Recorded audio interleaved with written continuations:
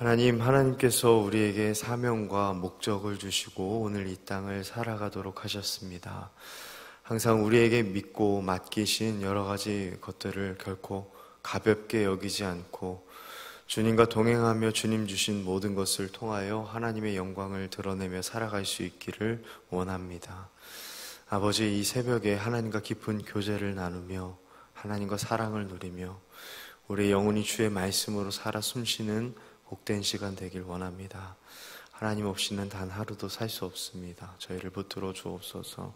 예수님의 이름으로 기도합니다. 아멘.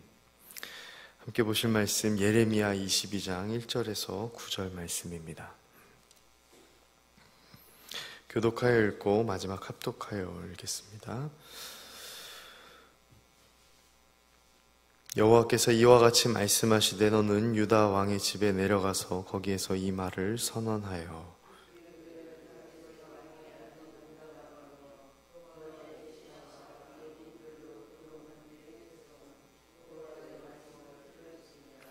여호와께서 이와 같이 말씀하시되 너희가 정의와 공의를 행하여 탈취당한 자를 압박하는 자의 손에서 건지고 이방인과 고아와 과부를 압제하거나 학대하지 말며 이곳에서 무죄한 죄를 흘리지 말라.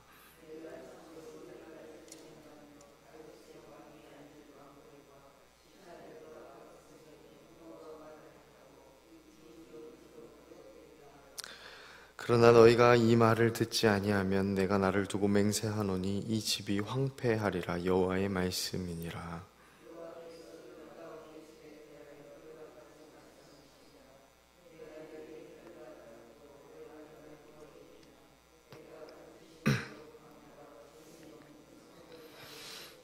내가 너를 파멸할 자를 준비하리니 그들이 각기 손에 무기를 가지고 네 아름다운 백향목을 찍어 불에 던지리라.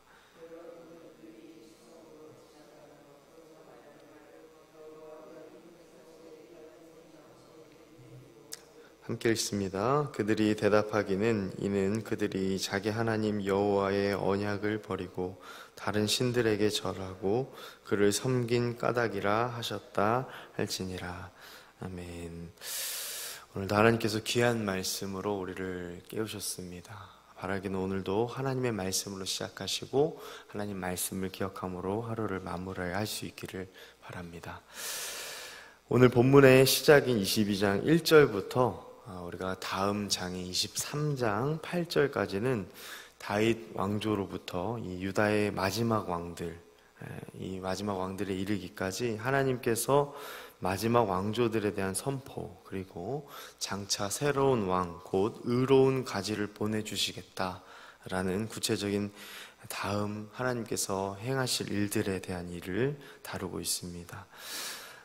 여러분, 오늘 말씀을 좀 두 가지 정도로 우리가 기도 제목 삼으시죠. 첫 번째는 우리가 매 순간 우리가 무엇을 실천하며 하나님께서 살아가길 원하시는가, 우리가 이것을 항상 말씀을 따라 묻고 늘 하나님께 순종해야 한다는 것입니다. 하나님께 물으십시오. 그리고 또 하나님께서 말씀하실 때 여러분 순종하시길 바랍니다. 여러분, 오늘 말씀 보시면 본문은 유다 왕의 집에 관하여서 하나님께서 선포하라 말씀하십니다. 2절 말씀, 다윗의 왕위에 앉은 유다 왕이여 너와 내 신하와 이 문들로 들어오는 내 백성을 이라고 이렇게 그 대상에 대해 말하고 있습니다. 여러분, 약간 포괄적인 것을 눈치채셨을 것입니다. 하나님께서는 그 왕궁에 있는 또 그 왕조 아래에 있는 모든 권속들을 말하는데요, 여기는 왕궁을 출입하는 상류층 지도자들까지도 포함되고 있습니다. 여러분, 우리가 프랑스어로 노블리스 오블리주라는 말이 있습니다. 귀족은 의무를 갖는다라는 말이죠. 귀족은 자신의 부, 명성, 권력을 가진 자는 그 책임까지도 함께 해야 한다. 그러한 의무로 사회의 모범이 되어야 한다라는 게 노블레스 오블리주라는 말입니다. 하나님께서는 오늘 이 1절부터 5절까지의 말씀을 통해서 이 다윗 왕조가 일종의 하나님 중심적인 노블레스 오블리주, 이것을 지킬 것을 말씀하고 계십니다. 즉 하나님 말씀을 듣고 왕조 예하의 모든 권속들이 하나님 말씀을 따르는 의를 행하면 그 다윗의 왕조가 견고해지겠지만, 그렇지 않을 때는 하나님께서 자신을 주고 자기 자신을 두고 맹세하건대 이 집이 황폐해질 것이다 라고 말하고 있습니다. 그들의 왕조가 견고하기 위한 조건이 그들의 왕이 어떤 혁혁한 공로를 세우는 데 있는 것이 아니라 하나님께서 말씀하신 가난한 자들을 돕고 과부를 돕고 무죄한 자의 피를 흘리지 않는 그러한 하나님이 추구하시는 정의와 공의를 세우는 것에 하나님께서는 그것의 저울을 매달아 보시겠다 말씀하십니다. 가장 유린당하기 쉽고 가장 착취당하기 쉬운 것이 그들의 인생이었기 때문입니다. 그들을 인생을 짓밟히지 않도록 하는 그 신본주의, 이것을 하나님께서는 오늘도 하나님의 율법, 말씀으로 상기시키기 위함이었습니다. 여러분, 우리가 이렇게도 적용해 볼 수 있겠습니다. 우리가 가난할 때, 궁핍할 때는 그 간절함에 하나님을 애타게 찾지만 하나님이 물질적인 복, 풍요로움의 복을 주시고 더 많은 이들에게 행사력을 행사할 수 있는 그런 자리에 앉도록 하실 때에는 우리가 알게 모르게 하나님 보이지 않는 듯이 행동할 때가 있습니다. 얼마나 교만해지는지 모릅니다. 여러분, 그때가 위험할 수 있습니다. 내가 이 땅을 살아가는 이유가 하나님의 목적과 사명이 아닌 우리의 스스로의 어떠한 목적으로 채우려 하기 때문입니다. 우리는 하나님이 마땅히 가지셔야 할 그 통제권, 그 권위를 우리 스스로의 것으로 삼아 방종하게 되는 것을 경계해야 합니다. 소위 더 잘 나갈 때, 사업이 번창할 때, 가정의 겹겹이 경사가 날 때 더욱 조심해야 합니다. 하나님 복 주셨을 때 이것으로 과연 우리가 어떻게 해야 할지를 하나님의 말씀 아래에 우리 스스로 멍에를 메어야 합니다. 물어야 합니다. 이것을 허락하신 이유가 하나님 무엇입니까? 하나님, 이것을 통해서 하나님, 제가 무엇을 하나님 나라를 위해 행하여야겠습니까? 라고 묻고 순종해야 합니다. 하나님 중심적 노블레스 오블리주를 우리도 역시 구현해야 합니다. 다윗 왕조의 구원과 항폐의 여부는 여기에 있었습니다. 하나님이 쥐고 계셨던 우리 인생의 낮아짐과 높아짐은 마찬가지로 하나님께 달려 있습니다. 오늘도 그것을 묻고 구하며 살아가는 오늘 하루 되기를 간절히 소망합니다. 두 번째로 우리가 함께 기도 제목 삼기를 원하는 것은 죄악의 병을 감추지 말고 최대한 빨리 돌이켜 순종의 길을 가야 한다는 것입니다. 이어지는 6절부터 9절 말씀은 그렇게 다윗 왕조에게 하신 말씀에 유다 왕의 집이 이 하나님 말씀 앞에 바로 서지 못하여서 결국 혹독한 파괴와 파멸을 겪게 될 것을 연이어서 말씀하십니다. 하나님의 평가가 내려진 것이죠. 이제 한 사람 한 사람 왕조를 불러서 이어지는 말씀 23장까지 계속 이어서 말씀하십니다. 5절에서 말씀하셨듯 하나님 말씀대로 살지 못한다면 황폐가 이 집에 임하리라 하심이 이렇게나 처참한 말씀으로 이어질 정도로 하나님께서는 그 멸망을 맛보게 하실 것이라 말씀하십니다. 분명 여러분, 앞절에서는 공의와 정의를 지켜 행하면 이 멸망을 피할 길이 있었다라고 분명 하나님은 말씀하셨습니다. 멸망만 하나님 말씀하신 게 아니라 멸망을 피할 길을 말씀하셨음에도 불구하고 현실은 그렇지 않고 그들이 다른 길을 택하였다. 그 다윗의 왕조 마지막 그 왕들이 다른 길을 택하였다라는 것을 암시합니다. 여러분, 우리가 신앙의 괴리가 언제 가장 크게 우리 안에 엄습하죠?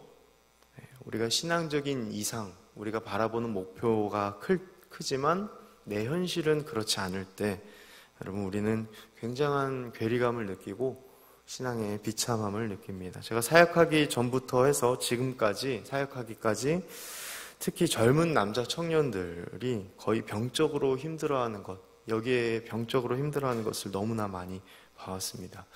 내가 생각하는 믿음 생활은 이런 것인데 정작 자기 자신은 초라하기 그지없다라는 것입니다.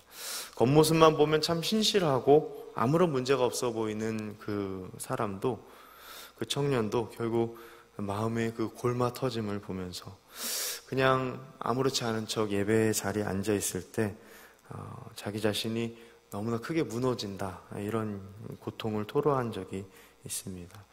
여러분 6, 7절 말씀 보시면 유다와 예루살렘의 왕조는 마치 기름진 길르앗의 옥토 또 울창한 백향목 숲으로 이루어진 레바논 같아 보입니다. 그런데 하나님께서는 파멸할 자를 통해서 그 파멸함으로 광야와 주민이 없는 성읍처럼 처참할 정도가 되게 하신다라고 말씀하십니다. 지금 모습은 비옥해 보이고 지금 모습은 괜찮아 보일지 몰라도 여러분 8절 말씀, 각처에서 이방인들마저도 하나님께서 그렇게 대단하던 이 도성 어떻게 이 지경까지 만드셨냐라고 인지하고 말하게 될 정도로 완전한 파괴를 이후에 주시겠다 선언하십니다.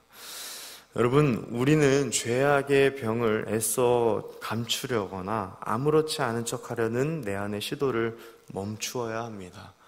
우리가 회복할 수 있는 유일한 방법은 하나님 말씀을 듣는 순종입니다. 지금 아무렇지 않은 척하는 것이 아닙니다. 영적인 우리 안의 허세, 영적인 이상, 그렇지만 현실은 그렇지 않는 그런 모습이 우리 안에 있다고 한다면 이것을 아무렇지 않게 그냥 메꾸려고 한다면 괴리감만 커지고 결국 나중에 받을 하나님의 심판으로 인해 다른 이들에게 어쩌면 우리 자신이 조롱거리가 될지 모릅니다. 하나님의 경고의 이 메시지를 나 자신에게 적용하는 이가 진정으로 복된 줄 믿습니다. 분명히 하나님은 우리가 살 길을 말씀해 주셨습니다. 우리 영혼이 소생하는 길은 지금의 겉모습으로 감추는 것이 아니라 가능한 한 빠르게 돌이켜 하나님과의 언약을 따르는 순종뿐입니다. 예레미야 22장 9절 말씀, 그들이 대답하기는 이는 그들이 자기 하나님 여호와의 언약을 버리고 다른 신들에게 절하고 그를 섬긴 까닭이라 하셨다 할지니라. 여러분, 이것은 어려운 수학 문제 풀이와 같은 고난이도의 길이 아닙니다. 하물며 이방 객들도 이 왕조의 파멸함에 대한 답을 나중에 알게 될 것입니다. 하나님의 언약을 기억하느냐, 또 하나님의 언약을 기억하고 영혼의 상태를 점검하며 하나님의 명령을 따르느냐 아니냐, 이것이 우리가 결국 정말 하나님께서 사랑하시는 길르앗, 하나님께서 사랑하시는 레바논과도 같은 사랑받는 자로 살아가느냐 아니냐로 나눠지게 될 것입니다. 하나님과의 그런 아름다운 관계를 항상 누리시고 살아가는 우리 우이동교회 복된 성도님들 다 되시길 간절히 소망합니다. 우리 말씀을 기억하면서 기도하겠습니다. 또한 오늘도 우리 나라와 교회를 위해서 또 교육자들을 위해서 장로님들을 위해서 당회를 위해 기도해 주시고 특별히 기도 요청드립니다. 우리 고청정 집사님 오늘 두 가정의 기도 제목 중에 한 기도 제목이기도 한데요. 건강을 위해서 또 영혼의 하나님께서 흔들림 없도록 여러분 꼭 기도해 주시길 바랍니다. 우리 정옥순 권사님을 위해서도 또 고지현 성도님을 위해서도 기도해 주시고요. 기도 제목을 읽겠습니다. 참된 믿음의 길 걷게 하소서. 성령 충만한 삶, 주님 닮아가는 삶, 믿음의 성장, 우리 손자들 현빈, 현우 건강 속에 지혜로운 생활을 위하여서 기도해 주셨고요. 기도 제목 내셨고요. 또 그 암 전이 이런 건강을 위해서도 여러분 기도해 주시길 바랍니다.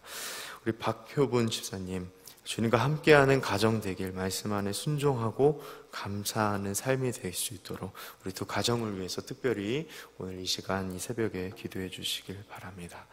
우리 주님의 이름 한번 부르짖고 이 기도 제목과 개인의 기도 제목 기도하시다가 자유롭게 처소로 돌아가도록 하겠습니다.